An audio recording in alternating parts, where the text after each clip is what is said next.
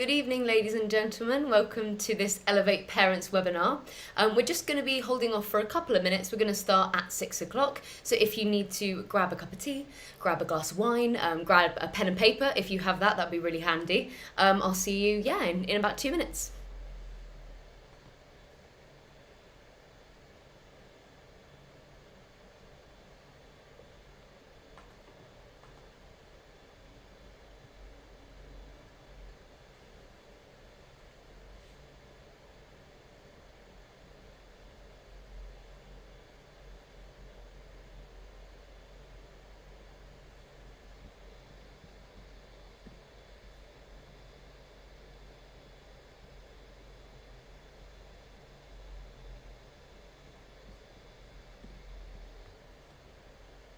Welcome again to those of you who've just joined this Elevate Parents webinar. We're going to be starting in about a minute's time at 6 o'clock. So if you need to grab anything, pen and paper, cup of tea, whatever you need, please feel free and we'll start at 6.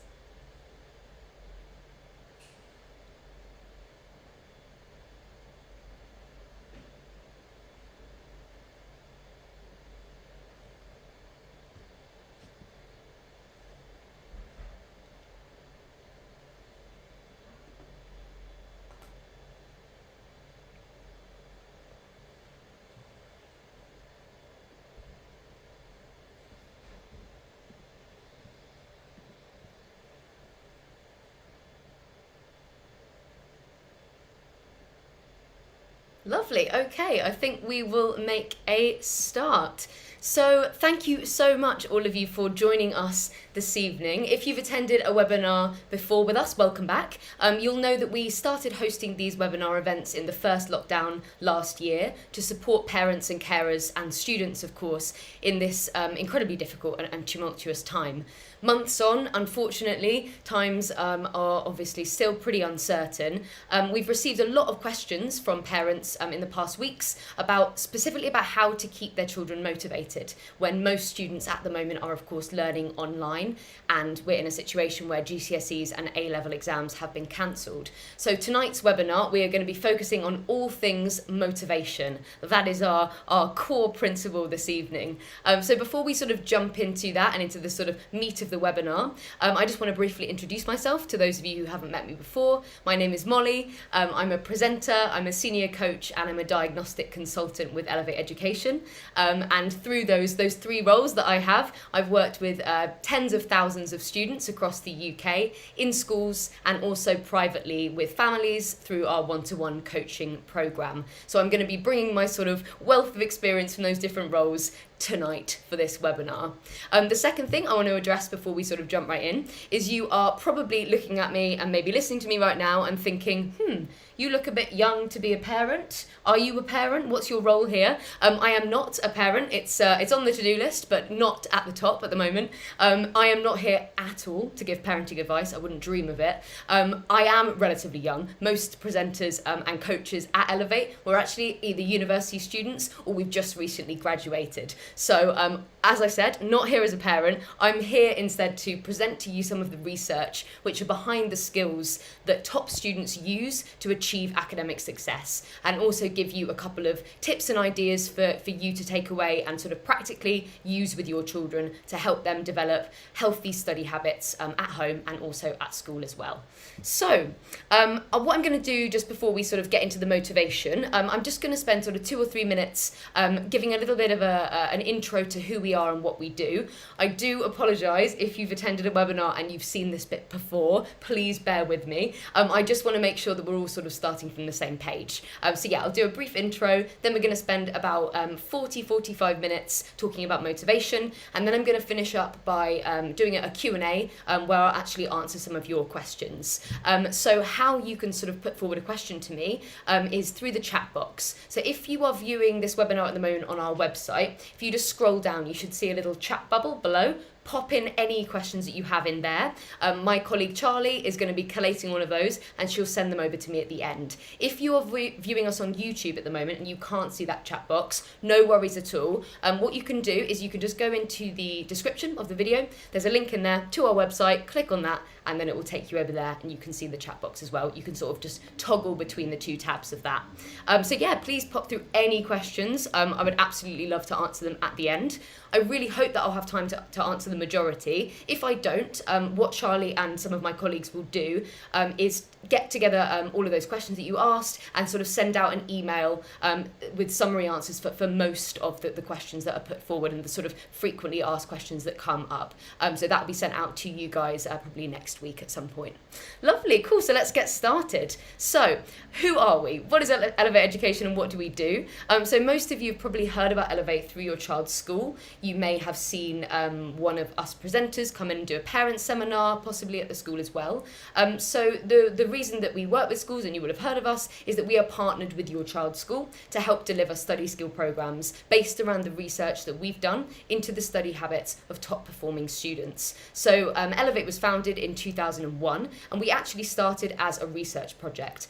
It was our founder, Douglas Barton. He started with one core question that he wanted to investigate, which was what do the top students do in order to get top results? Because at this time, IQ was the common assumption, which, sort of bluntly boils down to if you're smart, you do very well, and if you're not so smart, then you tend to not. So the research that Douglas undertook was to see really if this was the case, or if maybe there was a little bit more to it than that. So across the next 4 years, we researched this by drilling down into exactly what top performance students did in Australia. That's where we started. And this led us to identify 13 key skill areas where the habits of top performing students were very, very different from lower performing students. So it was these key habits that we started to zone in on and think, maybe they're actually more important than IQ and sort of natural ability and things like that. So it's this research that was undertaken in Australia that underpins all of the programs that we deliver both in school and on a one-on-one basis with families through our coaching program as well. If you'd like to know a bit more about it, Doug has an amazing TED Talk, which you can find on YouTube, and it's called What Do Top Students Do Differently? Well worth a watch. It's very, very good. He's an amazing public speaker as well.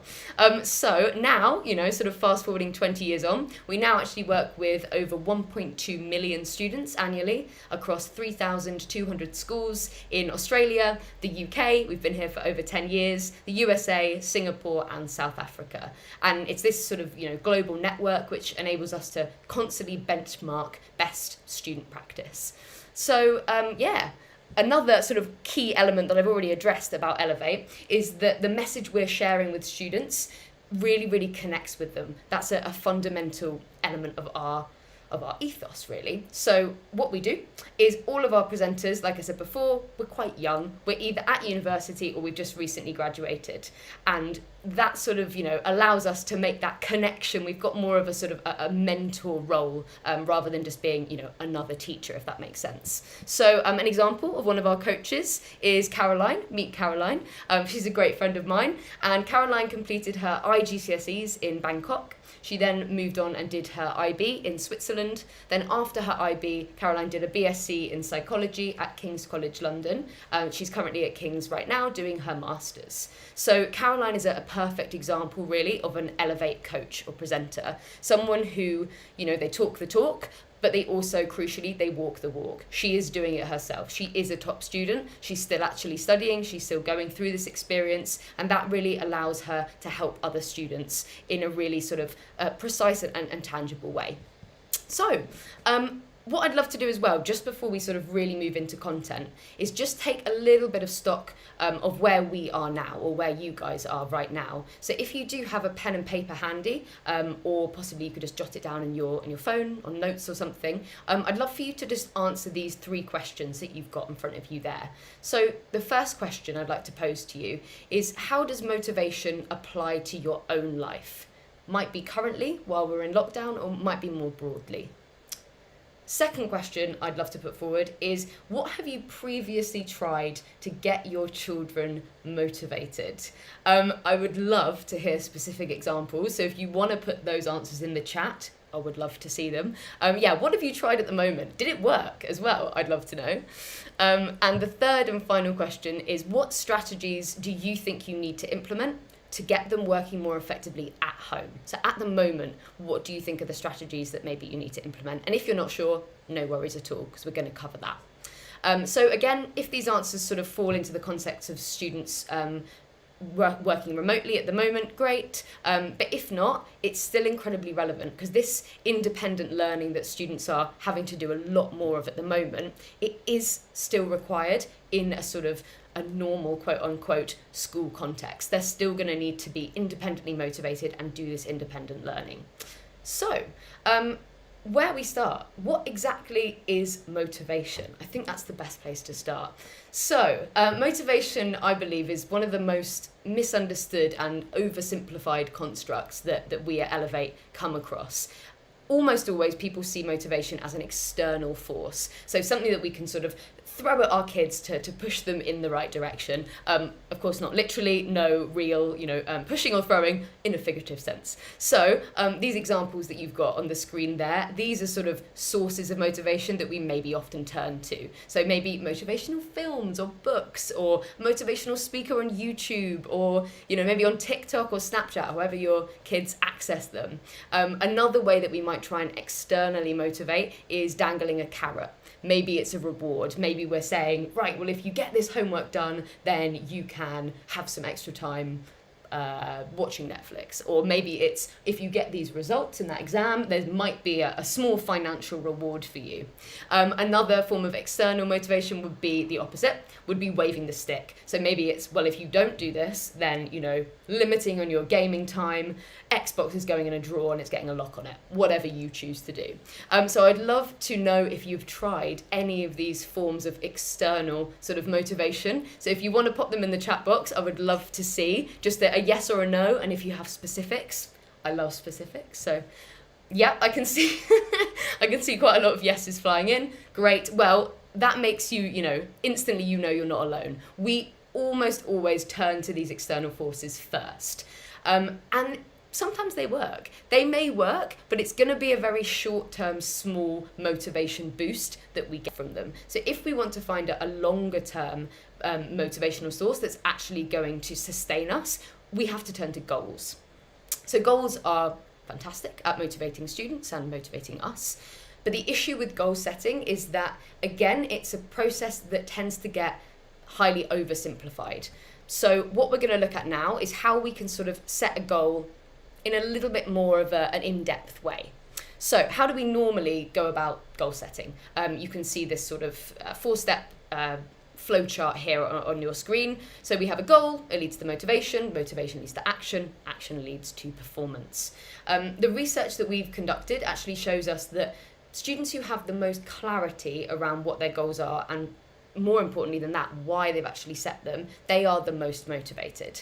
So that's great, but like I said before, we do tend to oversimplify it. So we do, tend to think broadly, a student's going to get a goal, that will motivate them, they're going to work really hard, and they're going to get good results at the end.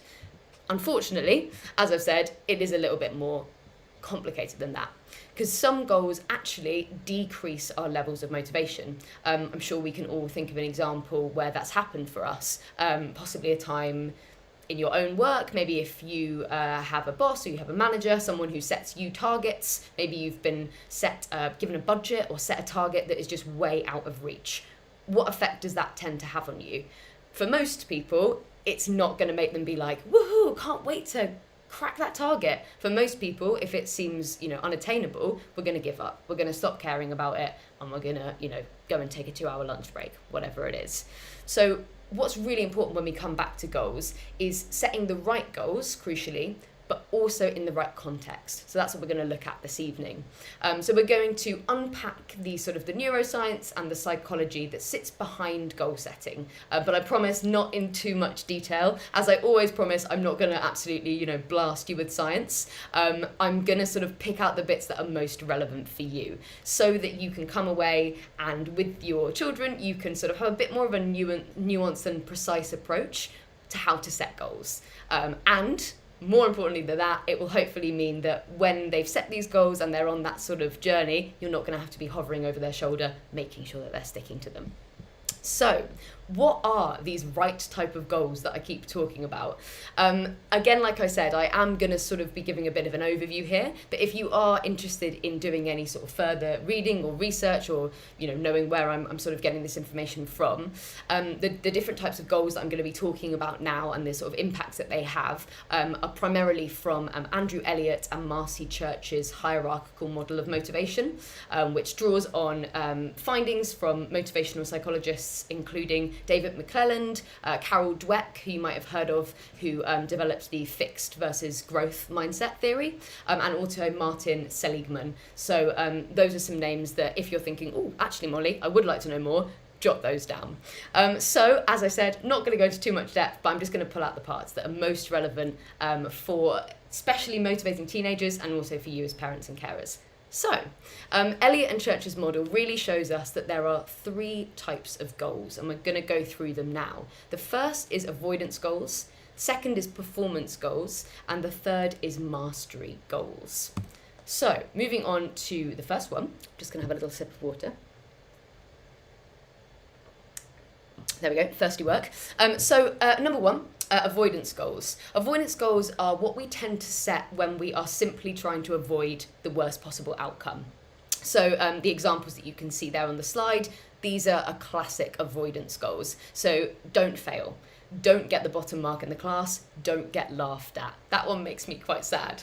The reason why students would tend to set these type of goals is for one of 2 reasons. The first would either be that they're scared of failure. They're scared of failure. Obviously, it's a lot easier to hit that first goal of don't fail than it is to get an 8 in biology. What is fail? Are we saying, we can get sort of a couple of marks? It's not so precise. It's a lot easier to say, yeah, I actually hit that. Or the second reason that students tend to set avoidance goals is possibly because they have quite a low belief in their own ability to achieve. They might sort of actually have been setting slightly better goals, but maybe they've sort of had a couple of subpar results in a row, they've started to get a bit down about it, and they've started to think, you know what, I actually can't get over this mark, so I'm just going to set myself these avoidance sort of goals. So, as I'm sure you've already sort of realised, really, these are not goals that we want to set. They're the wrong type. The reason is pretty obvious, that we've got very low levels of intrinsic motivation because the goal is actually really easy to achieve. It doesn't require much effort. Also, it tends to be that students who set these sort of goals, their enjoyment of learning and of these subjects are probably quite low because already their framing of goals is very negative. Often as well, these are set by students who tend to underperform. So, avoidance goals, not the ones we want. Moving on to the second type of goals, these are performance goals. So, performance goals are goals that we set to demonstrate our relative competence in whatever it is. So maybe a test, it may be an assessment, it may just be a certain circumstance. So again, in a sort of work context, performance goals are things like your KPIs, your sales figures, your sales targets, your customer care metrics. If these sort of phrases mean anything to you, you'll be like, yes, Molly, I know what I mean. I have some that I need to look over tonight. I hope you don't. But yeah, those are the sort of things that we're talking about. When we're bringing it to students, performance goals are, of course, anything to do with assignments or tests that they are going to be given, or exams. So things like, I want to get 80% in this next test, or I want to get in the top 5 results in my class. These are performance-based goals. So performance goals do definitely have a place, but ideally we want to be using them quite sparingly.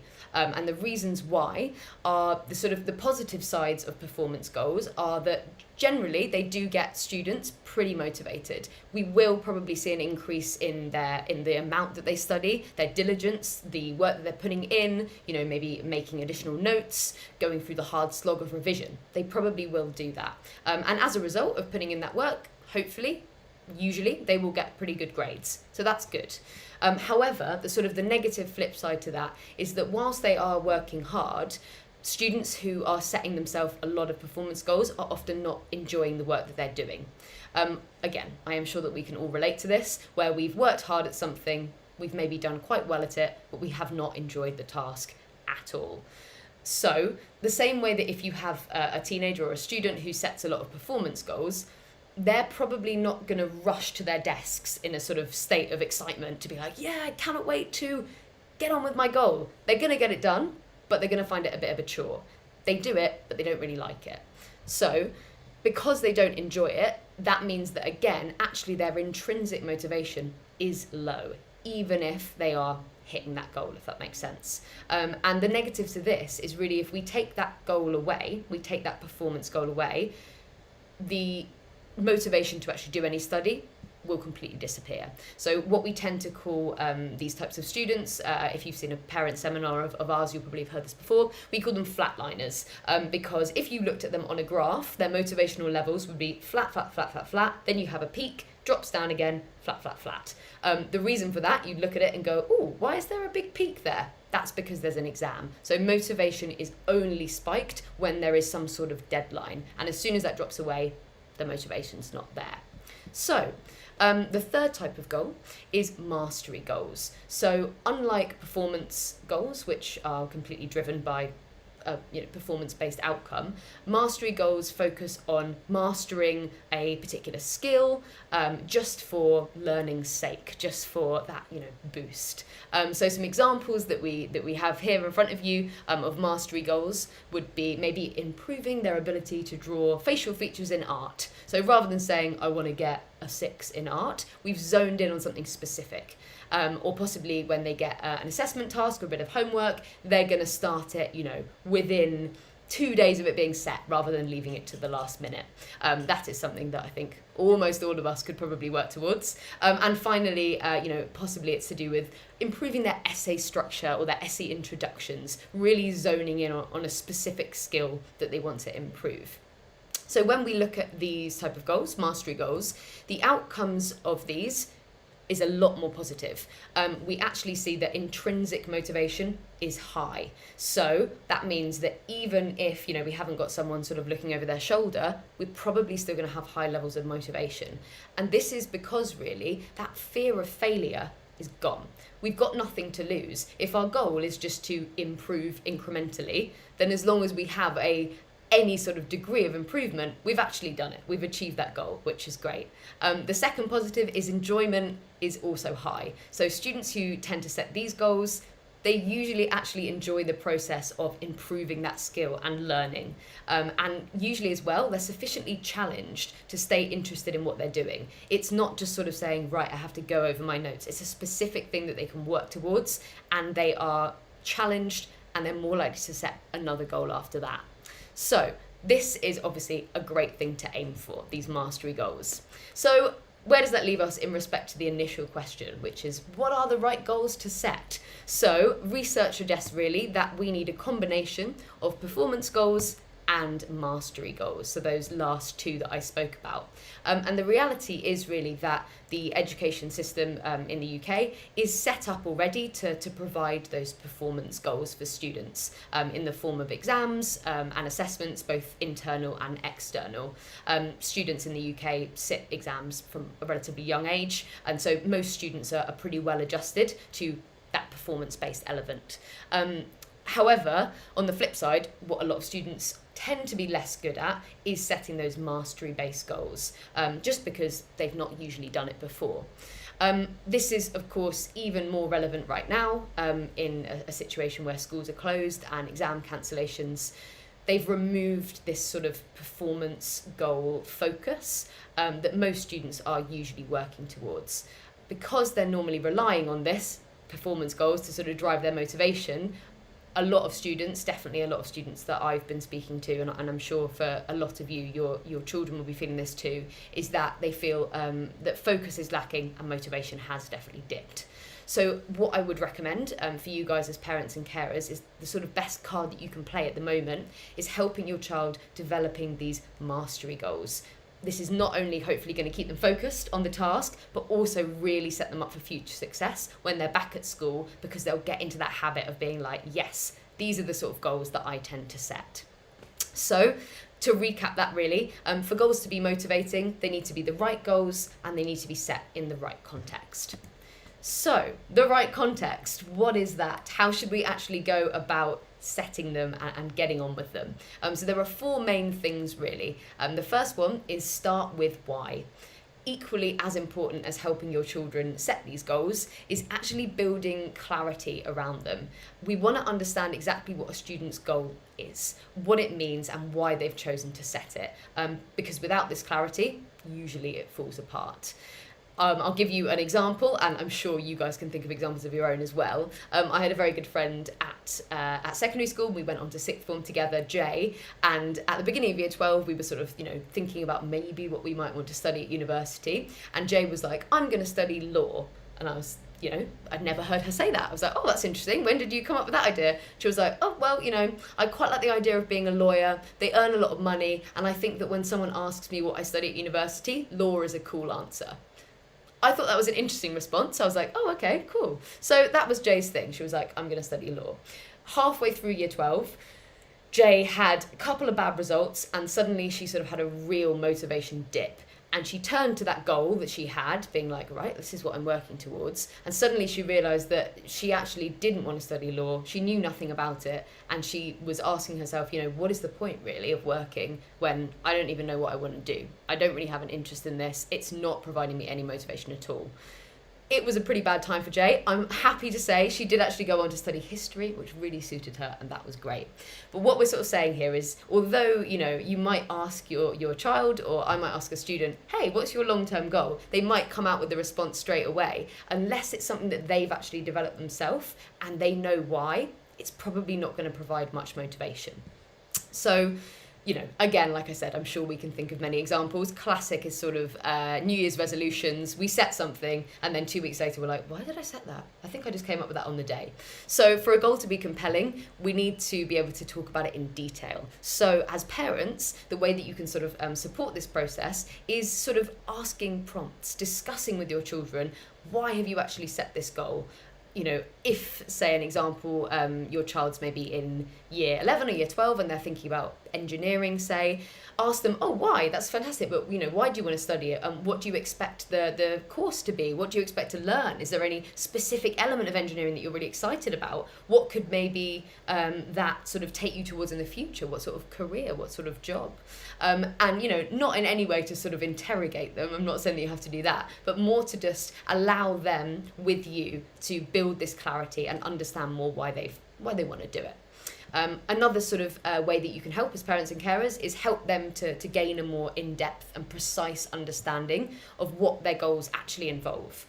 So this tip really is more for parents and carers of students who are sort of year 10 to year 13. Unlikely that, if you have a child in year 7, that you're going to be saying, right, what university are you going to? What do you want to do? That's probably not the case. We're probably thinking about slightly smaller scale goals. But if you do have a child in that year 10 to year 13 bracket, or year 12, if they're considering, sixth form, they're thinking about university or any sort of, future courses, great place to start is to get them to research that course in a bit of depth. So if it's university, go onto a university's website, look at the course and look at the course outline.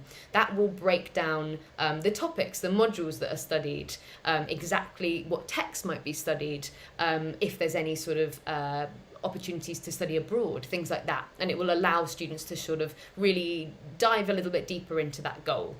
Another thing that's really useful to look at, ideally, with a little bit of time to prepare, are the entry requirements. So what does a student actually need to get? What grades do they need to get? What subjects do they need to have to get onto this course? Again, not to sort of overwhelm, but more to just give them the information, to give them that perspective so they've got more to draw upon when they're creating these goals. So the second thing on our list there is to make goals specific. So this is a really common mistake that I see with a lot of students, is when they're setting a performance goal, they tend to set what we call an S goal. So they might say, oh, my goal is for chemistry to get in the 70s with an S on the end. What actually happens is when students tend to set these S goals is that sort of without them knowing, unconsciously, they actually cross out that S and they start to say, I want to get 70. So if they're saying the 70s, they are most likely to get actually right at the lower end of that spectrum. They're most likely to get, 68 to sort of 71. It's very unlikely that a student who aims for 70s will get a high, 78, 79 or beyond into 80. And actually, when we drill down, we find that students who do give that sort of goal of 70s, they probably can achieve high 70s, or maybe even 80s. They probably want to as well. That's probably actually in their gut what they want. But they maybe don't have the courage to admit that. They're maybe a little bit worried about, that fear of failure again. And so, without admitting that to themselves, they've actually sort of put that cap on their ability. So what we always say to students is don't go for S goals, go for precise percentages. So rather than going for, I want to get a 4, 5, 6 or 7, go for a percentage. Let's aim for 78. Let's be precise about it. Number 3 is make sure that they are attainable. That's quite self-explanatory. If it is really out of reach, if this goal seems, too big, or if it's virtually impossible, we're never going to, have a run at it, really. And the 4th little tip there is to write it down. That might seem really simple, but it's actually super important because life is busy for you, for your kids as well, I'm sure. If we don't write something down, we're less likely to come back to it. So if we just sort of make this goal on the spur of the moment, it's in our head, we don't write it down, we are unlikely to ever return to it again. So we recommend to all students, write down your goal and put it somewhere really visible. So maybe pin it above your desk or laminate it and put it in the shower and then you can check in with it every morning, or put it on the fridge downstairs in the kitchen so everyone can see.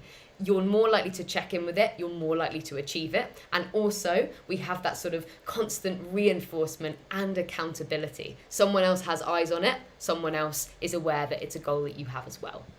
So, fantastic. To sort of summarize that really, goal setting is important, particularly during time right now where students can't necessarily rely on their teachers to sort of crack the whip. So goals right now, very important.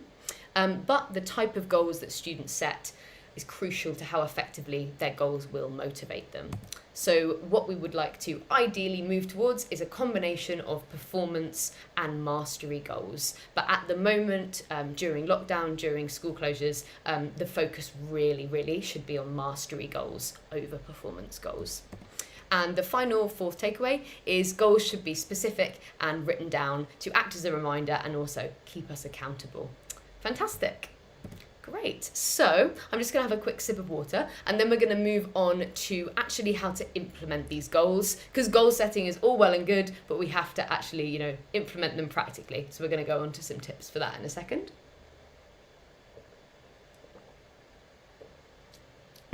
Lovely. So you can see here these little bubbles. These are our sort of 4 tips that we're going to go through. So praising effort over results, breaking that failure conditioning, centering on improvement, and process, not outcome. So the first problem that we're really seeking to fix with tip number 1 is to stop students setting avoidance goals. So we've spoken about what avoidance goals are already. They're those negative goals that are quite easy to achieve and they're framed quite negatively. We know that a lot of students do set them, but what's sort of more important is why are they doing that? Why are they sort of scared of failure, or maybe, setting goals that are lower than actually what they can achieve? The common reason really is that actually all of us, students, adults, everybody alike, we tend to view the world in quite binary terms. So sort of win or lose, good or bad, clever or not clever, those sort of things. When we actually do our diagnostic sessions, when we're doing a diagnostic session before a coaching program, we ask every single student, I've asked this question so many times, we say, why do you think that top students get top results? And the most common answer that I hear from students is that top students are smarter, they are cleverer, they have natural ability. So actually, when students think that, and when they put good results down to being smart, when they don't get good results, they put it down to not being clever, not being smart. Pretty basic.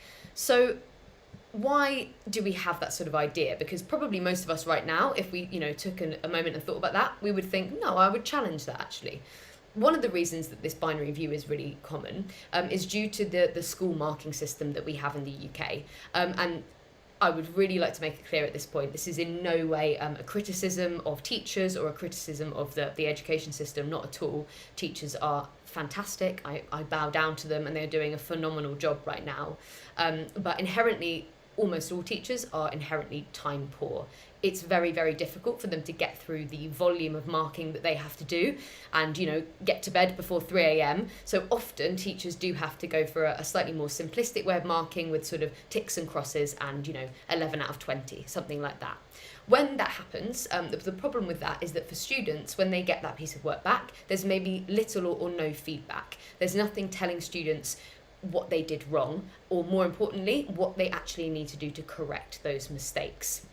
So then when a student is looking back at that imaginary question, say, of 11 out of 20, they're just going to zone in on the mark and see the 11 out of 20 and think, oh, well, I wonder why I got that result. I don't have very much feedback. Well, I'm probably just bad at this subject, or I'm just not very clever. I'm not very good at it. This obviously isn't the case, as we've spoken about. They did not get 11 out of 20 because they're not intelligent or they're not great. It's just a result of their process was wrong or incomplete in some way. So as an example, say if it was a 20-mark English question, they could have lost marks for paragraph structure, it could have been missing evidence, it could have been convoluted introduction. There's so many different reasons. It's not just, I'm not good at English. So what we actually want to do, a tip for you guys as parents and carers, is we want to focus as much as we can on that process rather than the outcome. So wherever possible, try not to get too hung up, and more importantly, try and not let your kids get too hung up on their marks, because it is likely to lead them sort of branding themselves as either good or bad at subjects. So instead, if you can, make their entire focus on the process, because the process is something that they can actually change and they can actually improve. So practically, how do we do this focus on process? One way is to use a pre-exam planner, like you can see on the screen at the moment. I know that exams at the moment is a bit up in the air, but if you subbed in the word assessment, that would also work. This really works. This is a tool for anything that has a deadline. So what we would do, and this is something that we walk students through actually in our coaching program as well, is we lay out the subject, then we set a goal, again making it as specific as possible, percentages is best, and then we break that goal down into everything we need to do to achieve it. So we break it down into sort of mini tasks. So if it was, I want to get 78% on my maths paper, then in my little tasks in my to-do column would be 10 practice questions on trigonometry, because that's the sort of topic that I'm worst at, and then maybe send an email to my teacher, ask them how I can improve on X, Y, and Z. Those sort of mini tasks. If a student gets to this point and they're like, I don't know actually what I need to do to get that grade, absolutely fine. All I would say is go straight to your teacher. I can promise that any teacher who has a student who is proactive enough to go to them and say, sir, I want to get 78% on the test next week. What do I need to do from now to then, to be able to achieve that result? If they had a student like that, they would be so happy, and they would absolutely give them time and give them that sort of targeted feedback that they need. So then once they have these tasks, the final column that you can see there on the right-hand side is to give them a due date. And we always say to students, this isn't the day you have have to do it on. It's the deadline that you have to get it done by. So of course this helps them manage their time, which is great. It really helps them in an organisational perspective, but also equally, if not more important, it increases a student's self-efficacy. And that is for a couple of different reasons. Firstly, by breaking that goal down into smaller tasks, smaller pieces, instantly it becomes less overwhelming, far more manageable. They can see that it is attainable. Secondly, again, it puts that emphasis on the process and the plan rather than the goal. So actually, students who achieve their goal, fantastic. Student who gets 78%, that's great. But what they can turn back to is turn to this planner and say, oh yeah, well I got 78% because I ticked off these things, because I did all my tasks. On the flip side, if a student doesn't get that 78%, that is, of course, sadly, sometimes going to happen. Then they can go back to the planner again and say, right, well, probably either my plan wasn't complete or it wasn't executed as well as I could have done, or it was a bit insufficient. Like we were saying before, it's always going back to that process rather than saying, oh, I didn't get that grade, I'm just not good. And as I said at the beginning as well, these are incredibly useful to plan out for revision towards exams and assessments, but they're also really, really useful for any type of project work or homework, be that an essay or a report or a poster, anything at all where you need to just break it down and give a goal. And from speaking to a number of schools recently, it does sound like most schools are going to be giving out assessment tasks during this term at the moment, while we're learning online. So your children will still be having some form of sort of homework or assess task for them to get on with. If your child is at a school where they're not doing that at all, absolutely fine. This is a great tool to implement when they're back into having those sort of assessments and homework as well.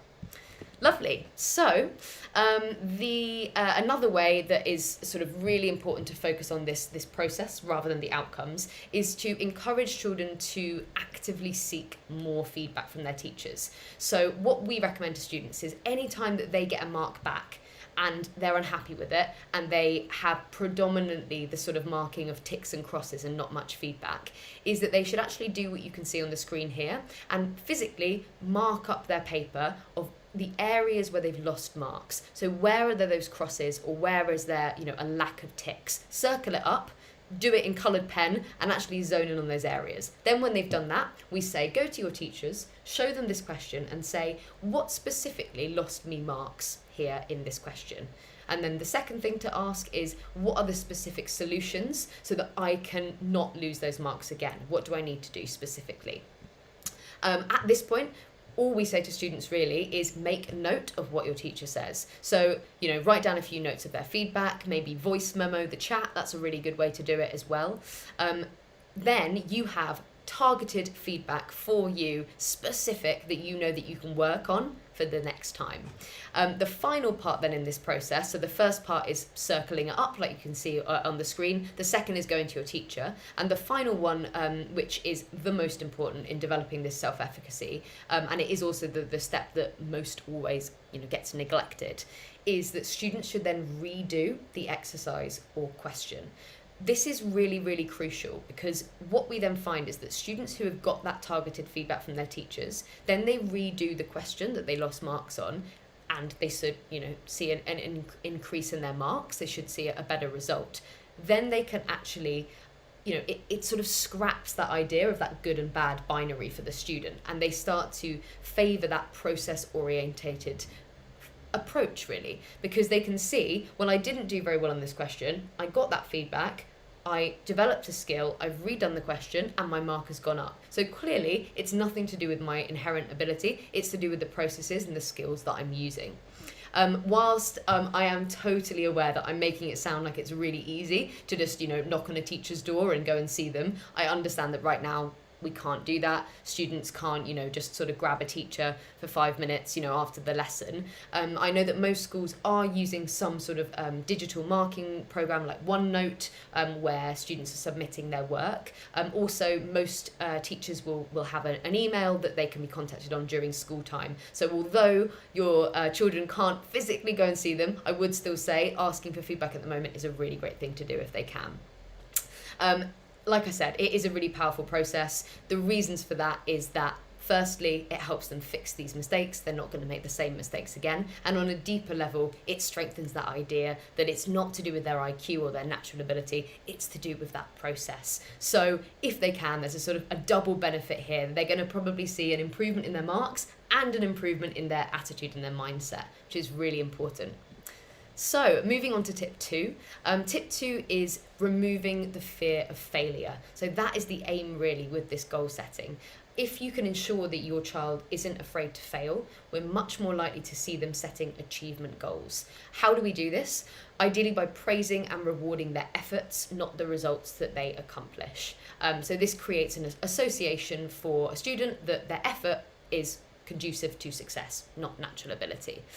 So there's a couple of examples or scenarios that you can see there on the screen, that, how we could sort of use it in different ways. Hopefully this is a tip that you guys as parents and carers can sort of leverage immediately and try it out. So in scenario 1, we've got a student who they've done well, but they haven't tried very hard. What are we going to do there? We're not going to celebrate their success, but instead we're going to chastise their lack of effort. I know that might sound a bit harsh because you're thinking, well, they did well. But actually, we don't really want to sort of condition a student to think that, they can pull it out of the bag on a random day and that actually their success is to do with the fact that they are just great or a genius and not to do with the amount of effort that they put in.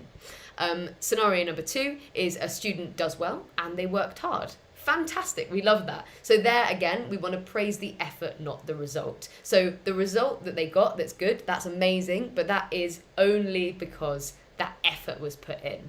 So exactly the same principle really here. Scenario 3 is where a student works hard and doesn't do well. That is obviously a really, really tough situation to be in. So again, there, we're praising the effort. We're encouraging them that if they continue on that path, the results will come. Maybe we need to tweak a few things, do some of that process that we talked about before about seeking feedback from teachers, but we're on the right track. And scenario number 4, a scenario that we don't like at all, is a student who they don't get a very good result and they haven't put in much effort. Again, we want to focus on that lack of effort. Why was there a lack of effort? How can we improve that for next time? And all of this sort of praising of effort rather than outcomes is just trying to avoid that fixed mindset where we get into the idea that results are due to natural ability, because they are not. A quick little example of sort of a really interesting sort of area where they reward effort over results. You may recognise this crest. This is the crest of Barcelona Football Club, and their youth academy is called La Masia. If you've not heard of that before, or you're not into football, don't worry at all. You've probably heard of some of the players that have gone through this training academy. The most famous probably being Lionel Messi. So what they actually do at the Barcelona Youth Academy is the whole objective is to develop the skills of the players. And they realised that actually the biggest threat to this development of players was the fear that they had of making mistakes, which would then let the team down. Players, especially young players, were really worried about that. So to avoid this, La Masia said, right, what we're going to do is we're actually not going to record scores until players get to the age of 16. So in a game, goals are scored, but no one's writing it down. The second thing is that parents were actually banned from yelling anything apart from support. So any sort of critical or trash talk or anything like that, a parent was just barred from the sidelines. And so, yeah, what the result of this was really is that La Masia, came to the realization that any of you guys as well, any of you who have a teenage child, that you've got to be really careful what you reward. They didn't want to reward people who scored goals because it conditioned their players to think that winning was the primary objective. Then in that context, players were terrified to do anything that could jeopardize a win. So this actually disincentivized young players to try new things, to try new skills, try out a different game strategy, do something a little bit outside of the box. It made them more conservative players, risk averse, and it handicapped their learning and development. And that's exactly what we see in an educational context as well. So moving on to tip number 3. This is breaking failure conditioning. So really moving on from step 2, they're very strongly linked. Again, we're looking at that fixed mindset problem. So what we want to do is break any negative feedback loops that students experience, because a lot of students, if you have a sort of row of bad results, we start to feel that there's no point in trying because they don't feel like they're going to actually succeed in anything. This often occurs, as I said, if students have had a couple of sort of bad results in a row, in maybe tests in school, or possibly if work has sort of been thrust upon them that they feel is beyond their capabilities, is a little bit too hard for them. It raises that sense of sort of failure and fear of failing again. So how do we avoid this? We want to offer students work of varying difficulty levels so that they have the opportunity to continually improve. So we want a variety of different levels. So this is actually one of the areas where I think that education can learn a lot from gaming. I know probably right now you're thinking, gaming? Molly, gaming is not something that we think is, linked to motivation and focus. Gaming is in the pile of procrastination and, the bad stuff. But actually, there is some stuff we can learn. That is around why games are so addictive. So any of you who've ever played a video game or an app game on your phone, you will know that they are incredibly addictive. So why is that? An example that I'm going to give you is a retro game, Tetris. I'm sure we all know it. When you start playing Tetris, they come down very slow, don't they? The little blocks, they're coming down really slow. It's quite manageable, it's quite easy. You can make a nice little row at the bottom and you feel good. We start having those sort of positive neurotransmitters are released. We've got some serotonin, we've got some dopamine, that reward chemical, which is motivating us, and the endorphins are flowing in and we're like, yeah, I'm amazing at Tetris. Also, we're in a sort of state where we're more resilient and our tenacity is increased. That's what happens to us when that dopamine is released. So we feel that actually we can stick with this game. Then it starts to get a little bit harder, but we're like, no, I can stick with it. And that's where this addictive element comes in. So imagine the flip side of that. Imagine if a game wasn't designed like that. Imagine if it started at, level 10. So you're playing Tetris and the bricks are coming down really, really fast, and it's those little Z bricks that are really impossible to fit anywhere, and you lose within sort of 10 seconds. Are you going to go back and play another go? Probably not. Because the game has conditioned you to fail, which is incredibly demotivating. What is the point of going back to a game where you know that you're going to lose after 10 seconds? You're not going to do it. So how do we harness these sort of elements of gamification and use that with students learning and focusing? So first and foremost, really, is we don't want to condition failure. So when students fail repeatedly, fail as well is a subjective word, of course, but for them, whatever failure means, if they feel like they're not hitting their best, they're probably going to quit the task. If a student gets a fail mark in 5 maths tests in a row, they're probably going to set an avoidance goal the next time, which is I just don't want to fail. That's all I want to get. And that's incredibly demotivating, as we said before. So conversely, when we actually condition success, or incremental success is even more important, a student is more likely to actually want to continue completing tasks and improving each time because they're getting a little bit of a reward. They're seeing, oh, wow, I'm taking, one tiny step up the ladder each time. I am actually improving. So what can you guys as parents and carers actually do then to put this idea into practice? The first thing is that if your child does fall short, they feel that they're failing twice in a row, we really want to look to immediately break that circuit and help them improve in some way, even if it's small. So essentially we're sort of providing them with the skills that they can level up in the game, if you want to use that metaphor. One way to do this might be to bring in a tutor. I'm not saying at all that that's for everybody, and it's not right for every student or every family, but it might be the right option if your child is having just one problem area, if they need sort of targeted support and some triage for a certain subject. If it's not a tutor, if that's not an option that you wanted to go down, it might be great to sort of leverage a friend who is doing really well in that subject or in that topic that they're finding difficult. We recommend this to students all the time. We say, can you think of a friend that you have who's really good at that? And you could maybe set up a WhatsApp call or a Zoom call and just ask them, what do you do? What do you do differently? So that you can access the skills that they have and use them as well.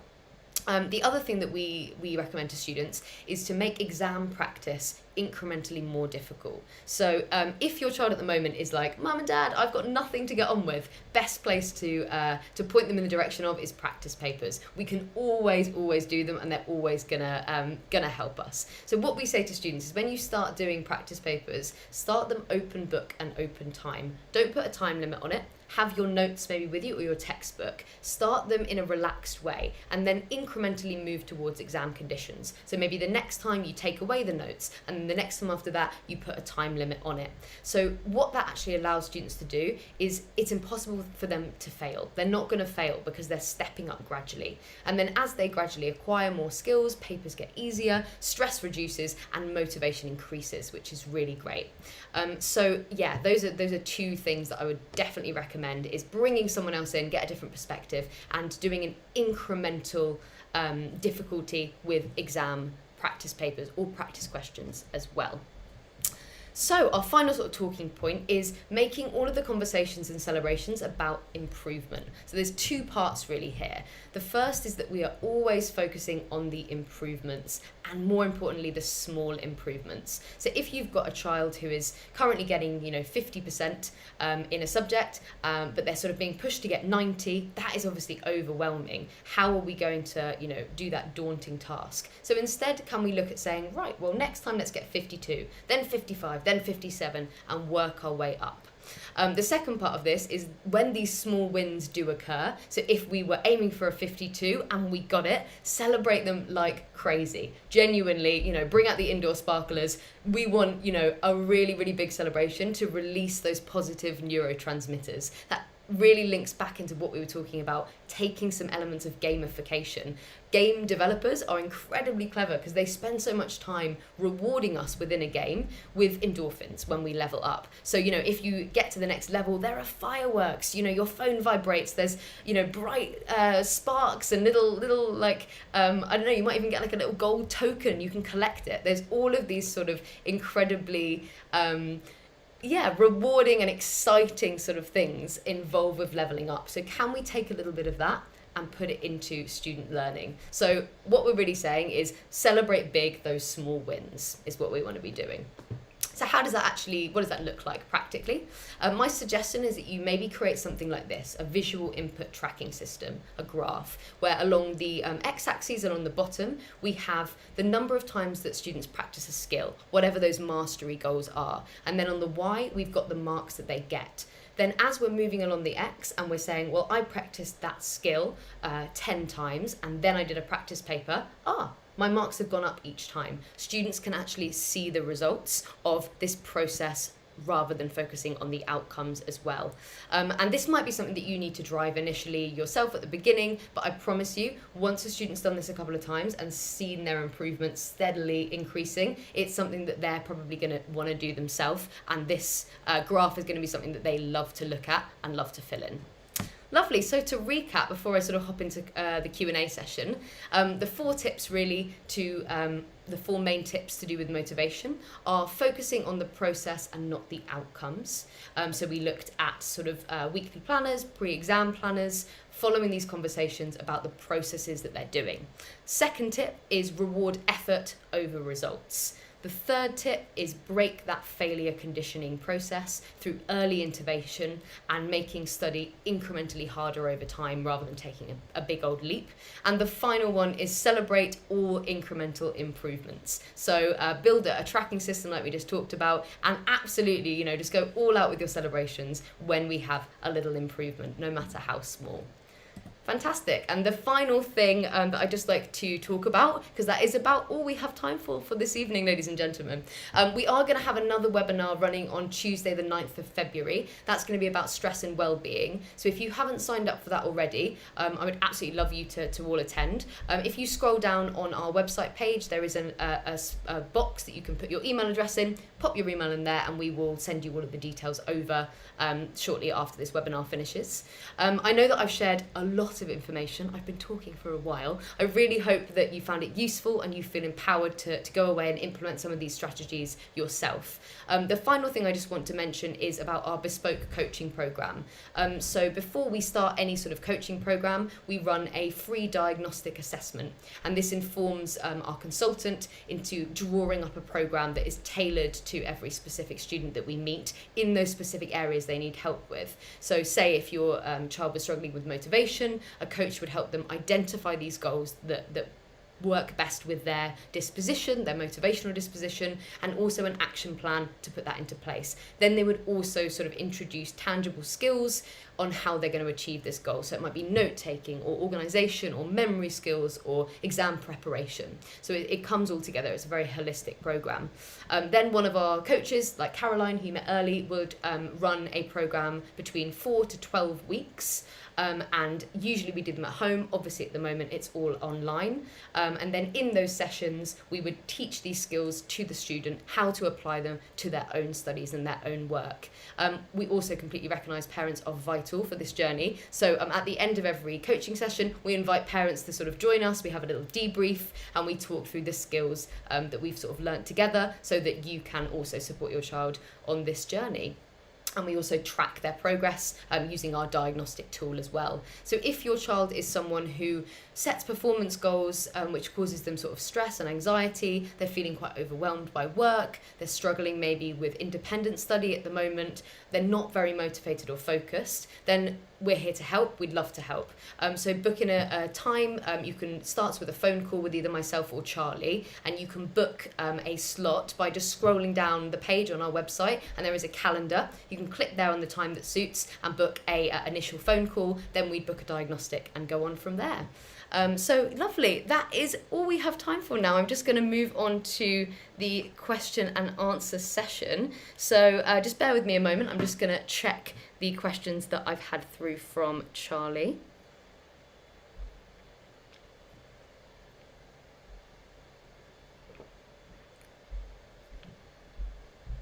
Mm-hmm.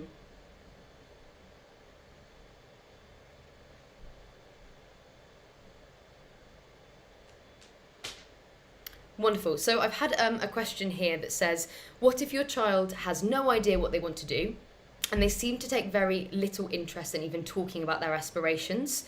Or if they're in a younger year level, they're too young really to be thinking about uni right now. So yeah, that is a fantastic question. What I would say is start small. So at the moment, of course, none of us can really say, exactly what we're going to be doing. But I'd really encourage their interests and their skills. So start with, what do they enjoy? What are the subjects that they love doing? What are the hobbies and the skills that they love doing outside of school? Are there any sort of points of nexus where those two meet? And then maybe sort of starting with small term goals of just, what do we want to get done this week? What do we maybe want to get, if there is any homework that they're getting, what do we want to get in that homework piece? So coming back to that exam planner that we looked at before, sub in the word homework, a homework planner. We can absolutely still do that process for a bit of homework rather than a test. And that will then allow them to start forming goals, even if it's in a small way, which will hopefully then lead them into sort of planning mid-term and longer term goals after that as well. So I hope that answers your question. Just going to check another.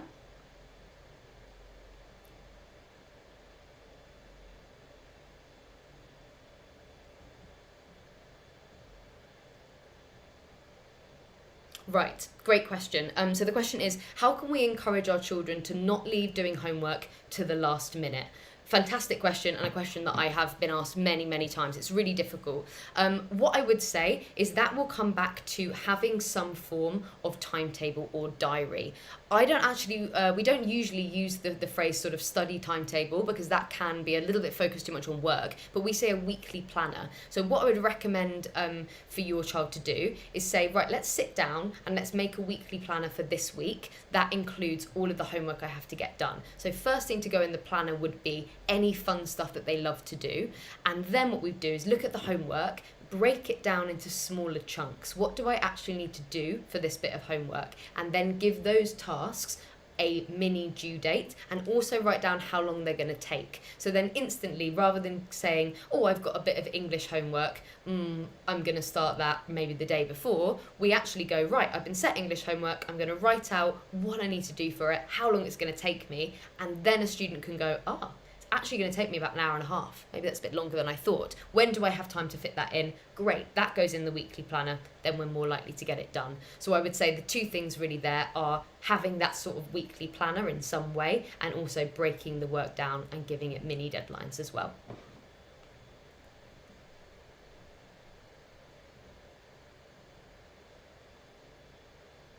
Mm.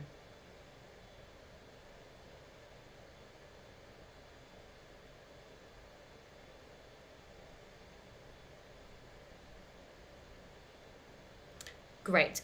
Final question here. I'm sorry that we've run slightly over. The question is, I need motivational tips to get my son to even engage in online lessons. I can't be the only one. I'm sure you're not, don't worry at all. It's so upsetting for them not being in school, and he's lost interest with no exams to aim for. Firstly, I'm so sorry. There must be so many of you parents and carers this evening feeling similar.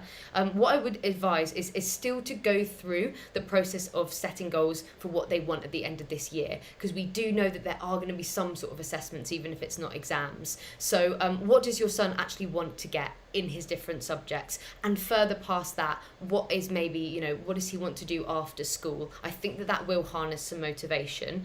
On a sort of smaller level, just to get him through the day, would be maybe to set some small goals that are those mastery goals, like we were saying before. So not too performance heavy, but looking at every subject, maybe trying to create one or two per subject that is just to do with an element of it that he wants to get better at. Then maybe alongside that, setting some personal goals that aren't to do with school, that are to do with fun things. I don't know if he has any hobbies or any things that he loves to do as well. And maybe if we can sort of combine this idea that we're doing mastery goals in his personal life and also in his school life, that will help him just get that sort of that motivational boost during this lockdown period. I know it is incredibly hard, and then possibly the idea of setting longer term goals from then won't seem so daunting. I really hope that has helped. So that is all we have time for this evening. I just want to say thank you so much for everybody who's attended, and I'm really sorry that if I didn't get to answer your question, Charlie or one of my colleagues will be sending out an email to you all in the next few days or so, sort of covering the frequently asked questions that come up. And again, if you are interested in coaching, book an appointment and we'd love to help. So take care, and hopefully see you again for our webinar on February the 9th. Thank you, have a lovely evening.